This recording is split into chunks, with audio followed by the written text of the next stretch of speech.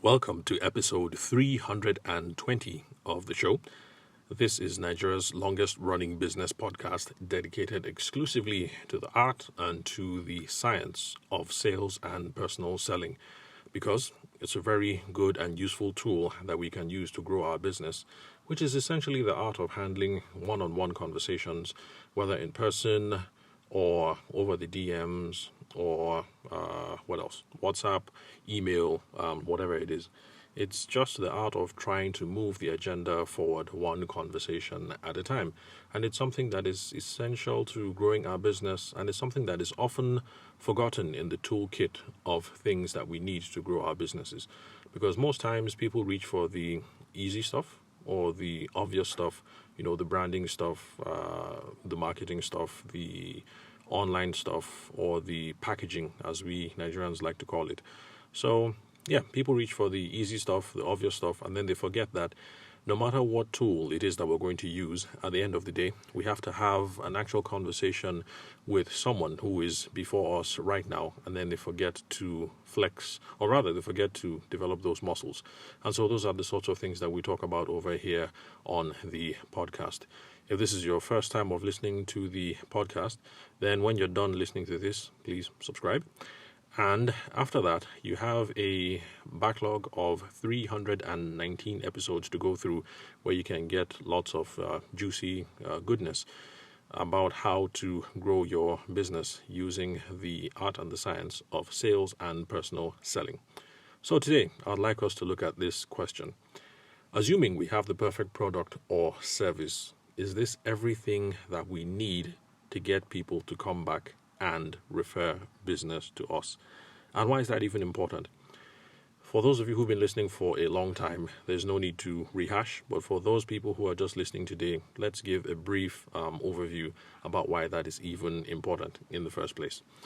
Now, the reason why it's important is because the average person is going to assume that business is one and done. You collect the money, they move on, you move on, and then it's on to the next one. You look for a new client. And there are lots of people who actually do believe that in the wedding and the event industry, but that doesn't necessarily have to be the case, because most of the profits that you're going to get, or rather the easiest profits that you're going to get, are from optimizing the lifetime value of a customer. I've told the story over here on the podcast about how I discovered that firsthand while I was serving in Kano. It's something that my father had told me, but I didn't quite internalize it until I went for my NYSC year. Because I lived with this guy, Didier, who stayed off Hadeja Road. He hooked me up for the whole year and a half.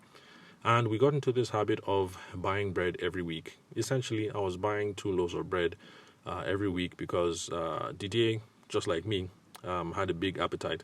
And yes, Didier is, he is Cameroonian, but the name is French. So Didier and I have a very big appetite. And so because of that, I was buying at least 2 loaves of bread every single week while I was in Kano for a year and a half. And by the time I was leaving to go back to Lagos at the end of the service, the bread seller was visibly disappointed. And he gave me a loaf of bread to say goodbye. And of course, Didier and I enjoyed the free loaf of bread and an evening with tea, watching the evening news and abusing Nigerian politicians like, the rest of us like to do. So anyway, I mentioned the encounter to him, and for him, he thought it was obvious. It was like, yeah, of course he's sad to see you go. Do you know how much money you've spent while you're here? And, I figured, hey, it's just bread. But he said, no, that it's not just bread. You've been buying 2 loaves of bread, sometimes 3, sometimes 4, every single week. And we did the rough math. I can't remember what the profit margins are. But let's just say that the profit margin on each loaf of bread was 100 naira or maybe 50 naira. So basically, that was him receiving from me at a 100 naira profit margin for each loaf of bread. Oh no, this was a long time ago, so let's just use a 50 naira margin. So with a 50 naira profit margin on each loaf of bread, buying 2 a week, that was 100 naira profit for a week. And then what's that? Was that 400 a month? And then you multiply that out by the total of how many weeks was I there? 52 weeks makes a year, and then another half of that. Okay, well, the math is rusty. But bottom line is, by the time you run through the figures, you will see that I wasn't just worth the 50 naira profit margin. I was worth a whole lot more. I was worth 100 naira this week, 100 naira next week, 100 naira the week after, and another 100, 100, 100, 100, 100. However the profit margin may be. And remember, I'm just dropping up figures because I'm not sure what this profit margin is.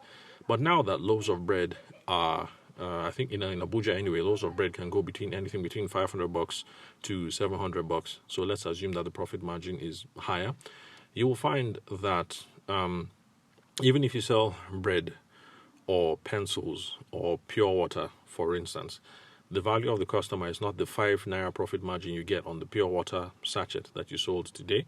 But if they keep coming back repeatedly, recurring revenue for a long time, over a period of a lifetime, in quote, then you see where the real profit margin lies.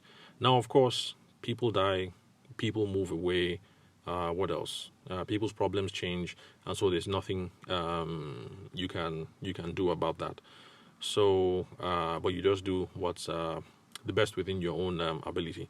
Anyway, this is just a rough example to show how we should be looking for ways to maximize the lifetime value of a customer. So yes, for our clients, they're not going to get married again, we hope, but that doesn't mean that this is where everything has to end. Like I've pointed out repeatedly on episodes, there is still the baby shower, the baptism. What else?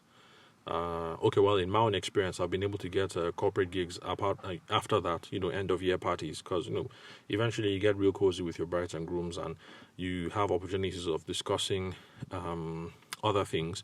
That is how I started doing work with the British Council eventually. It was a spillover from earlier wedding work. And so there are other ways that we can extend the, commercial value, right? Okay, I'm not sure if that's a nice way to put it, but there are ways that we can extend the value of the interaction. It doesn't have to be a one and done. And so that's the reason why this is important, getting people to come back for repeat business and getting people to refer them, because it's going to be the easiest and the cheapest revenue that we can get. Cheap in the sense that you don't have to do any more marketing to attract these people. Okay, so back to the main question. Assuming we have the perfect product or service, is that everything we need to get the repeat business and the referrals? Because some people think that because you're a kick-ass photographer, that is enough for people to keep coming back again and again and again. Or that you are the world's best wedding planner. That's the reason why people should keep coming back again and again and again. Now, in some cases, that does happen, that you are absolute magic and then people keep coming back because you're the absolute bomb, and people, there's FOMO if people don't work with you. So that does happen by accident. But I guess the crux of the question is, how can we create this by design? So I'm not going to go into the whole thing of the perfect product or service, because for those of us in the wedding and the event space, sometimes it boils down to talent. Okay, sometimes it's more than talent. Sometimes it's also interest. But assuming that there's a talent equation, there's probably nothing that you can do to push things forward, in that regard, because your talent is your talent. So yes, for a wedding photographer, for instance, if you learn better lighting, framing, composition, or maybe editing techniques, you can move the needle forward a little bit. But I guess you can't outgrow your talent in a sense. But anyway, that's a controversial topic, so let me get beyond that. So is the perfect product or service everything you need? Now, looking at things from a sales perspective, the answer is no. Because even when you have the perfect product or service, you still have to check in. You still have to get back to them to be sure that you exceeded their expectations. And you also have to figure out what it is that wowed them. And that is going to be where, that's going to be key to helping us prime the value in this relationship and get them to come back for repeat business and referrals. So we have to have the post-sale conversation. After we're done, we need to hook up with them. Thank you very much for picking Kemi LLC Wedding Planners to be your wedding planner, or thank you for picking Okechukwu and Sons to be your wedding photographer. We hope you are happy with everything, how we planned the wedding, how we executed this, how we executed that. Are you happy with the book? Are you happy with the frames? You need to have those conversations, because you need to figure out, first of all, that everybody's happy, because there's no point in asking somebody for repeat business or referrals if the person is angry. If you plan the wedding, but you messed it up, and then you show up and you say, oh, Ifeinwa, do you know anybody else who's looking for a wedding planner? Ifeinwa, I hope I'm pronouncing the name correctly. Apologies to all Igbo people out there. So Ifeinwa might be one of those polite people. I won't say anything. But for her, it's really, really adding insult to injury. I mean, you botched up the wedding. You didn't recognize the MC, didn't recognize the guests properly. Everyone didn't get to eat. She suspects that some money was embezzled. I mean, she had a terrible experience because you're the wedding planner. And now you have the guts to come and ask her if she knows anybody else who's getting married who needs a wedding planner. So that's not a good way to go about it. First of all, we need to find out that she's absolutely happy, that she's absolutely gobsmacked with the service. And in having those conversations with her, that's when we're going to find out all these things, that her guests were not properly recognized, and that everybody didn't eat food, and that she feels like some money was embezzled. The good thing about finding out all of this is that now we have an idea of the substantial things that we need to address, and the problems that we need to overcome, and the things that we need to smoothen out before we can get before we get the before we're worthy enough to ask her for repeat business and a referral. We need to be sure that we need to be sure that we have resolved all the problems that came up from the experience, and that she is absolutely happy. And so the same also goes regardless of whatever business that you're involved in. Assuming you also sell inverter batteries or you sell shoes on Instagram, the process is the same. We want to be sure that the person is happy. It is when the person is happy and when we have resolved all these underlying issues that we're going to be able to ask for a testimonial, which of course helps bring in other business. Because when you put testimonials up on Instagram or Google or wherever, I'm not sure, whatever site you use, or you put it up on your Instagram page, this serves as third-party validation, and so it gives you some credibility, and it makes people trust you more and make people more willing and open to enter into the conversation with you. So we need to make sure, first of all, that our clients are happy, and then we can start that whole conversation of repeat business and testimonials and referrals. So I think, okay, we've gone over the 10-minute mark, so I think I'll just bring it to a close here. So these post-sale conversations or customer service conversations or whatever it is that you call them are absolutely essential to our business growth, because number one, they help us find out if there's a problem. Number two, finding out that there's a problem is going to help us to be able to smooth things over so that we can ask for repeat business and referrals, and it will help us extend the lifetime the lifetime value of the customer. So these conversations are absolutely essential, because they will help make getting that second sale or second sale opportunities a whole lot easier. So I think I've maxed out what we have to say on the topic. So with that, I'll bring it to a close. And remember, if you're a first-time listener, you want to hear some more about these sorts of things, after you're done with the episode and after you subscribe, just skip back to the menu, scroll down.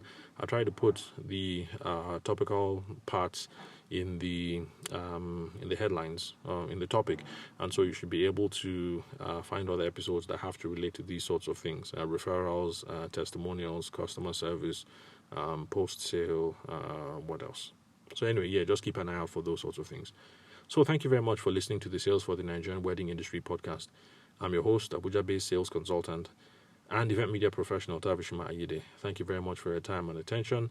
Remember to subscribe, and remember to share the good news, share the gospel with friends, family, and also with your business enemies, because we want our enemies to also improve as well in business, because we're Christians and because we're charitable. So it's a nice thing to do. So spread the love. Thank you very much for listening. I'll catch you guys at the next recording.